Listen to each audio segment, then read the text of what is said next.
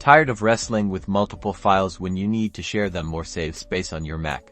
Let's simplify it with the magic of zipping. To zip files on your Mac, the first step is to locate the files or folders you want to compress. You can do this directly in Finder.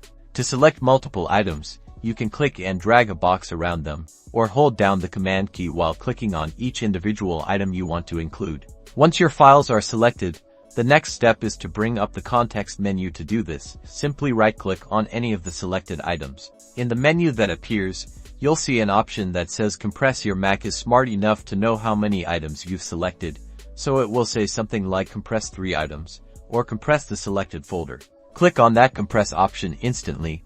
Your Mac will bundle all those selected files and folders into a single, neat zip archive. You'll see a new file appear, usually named archive.zip or named after the folder you compressed, right in the same location. This is your compressed zip file. This zip file takes up less storage space, making it perfect for archiving or sending via email. It's like a digital tidy-up for your digital life.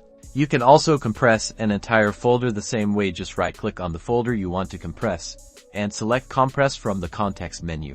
And just like that, your folder is now a compact zip archive. Sharing multiple files or saving precious storage space has never been easier on your Mac.